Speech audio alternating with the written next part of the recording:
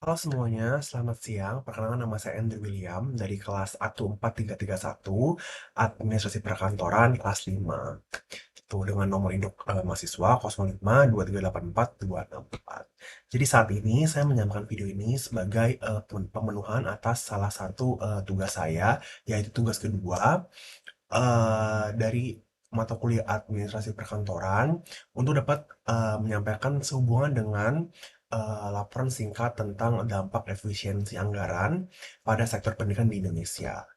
Jadi seperti kita ketahui, bahwasanya pendidikan itu merupakan sebuah fondasi utama dalam pembangunan bangsa, namun memang, nyatanya gitu ya, dalam konteks keterbatasan fiskal, efisiensi anggaran itu, menjadi kunci agar program pendidikan tetap berjalan, dengan baik tanpa dapat mengorbankan kualitas gitu. Jadi memang, adanya, efisiensi itu kan, untuk mengefisienkan. Jadi sekiranya ada pengeluaran-pengeluaran yang sekiranya tidak diperlukan atau kurang substansif untuk peningkatan kualitas itu mungkin dapat diefisiensikan.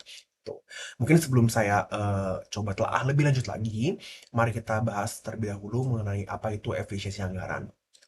Jadi, efisiensi anggaran adalah penggunaan dana publik secara lebih optimal untuk dapat menghasilkan hasil yang lebih maksimal juga dengan pemborosan yang minimal. Seperti itu. Jadi dalam konteks pendidikan, efisiensi anggaran tidak berarti pemotongan dana secara serampangan yang misalnya, oh dari 200 juta gitu misalnya, langsung oke saya potong langsung jadi 50 juta gitu. Tidak seperti itu, karena memang ketika kita melakukan efisiensi anggaran itu pasti banyak sekali variabel-variabel yang juga diperhitungkan gitu. Gitu. Jadi itu dalam efisiensi anggaran itu kita tuh juga akan memastikan setiap rupiah yang akan disalurkan, yang akan dialokasikan itu memang dapat memberikan dampak-dampak yang nyata. Nah, mungkin kita mulai dulu dari apa sih dampak positif gitu ya dari efisiensi anggaran. Yang pertama itu adanya optimalisasi program prioritas. Lalu yang kedua digitalisasi dan inovasi pembelajaran dan juga perbaikan infrastruktur sekolah secara lebih bertahap dan juga dan juga tepat sasaran karena mungkin itu yang paling penting gitu ya.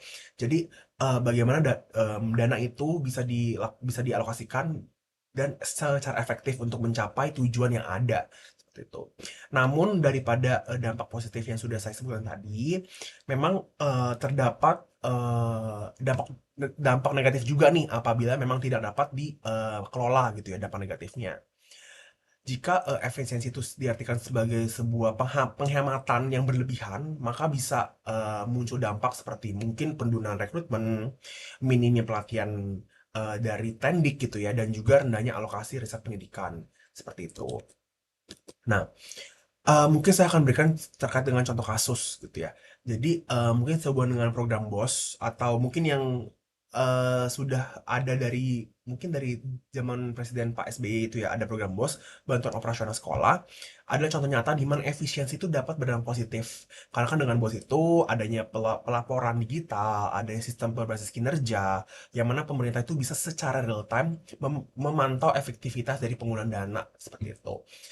Nah, mungkin izin saya sampaikan untuk terkait dengan kesimpulannya bahwa memang efisiensi anggaran itu pada sektor pendidikan adalah sebuah kebutuhan dan bukan pilihan. Tapi memang harus dilakukan secara lebih cermat dan juga data driven atau berbasis data agar tidak dapat merugikan masa depan generasi bangsa. Jadi jangan sampai oke dengan ada efisiensi maka ada kualitas nih yang diminimkan seperti itu. Efisiensi yang benar itu malah akan berdampak positif dan akan meningkatkan mutu pendidikan, memperluas akses dan memperkuat keadilan pendidikan di seluruh bangsa Indonesia. Mari kita semuanya gitu ya kita sebagai sivitas akademika UT dan juga mungkin masyarakat di luar sana, mari kita coba dukung pengelolaan anggaran pendidikan yang lebih transparan pastinya, efisiensi dan berpihak pada siswa dan juga guru untuk mempersiapkan Indonesia menuju Indonesia Emas di tahun 2045. Tuh. Mungkin sekian dari saya terkait dengan narasi efisiensi anggaran di bidang pendidikan. Mungkin sekiranya apabila ada kesalahan dalam perkataan, saya mohon maaf. Assalamualaikum warahmatullahi wabarakatuh. Terima kasih banyak.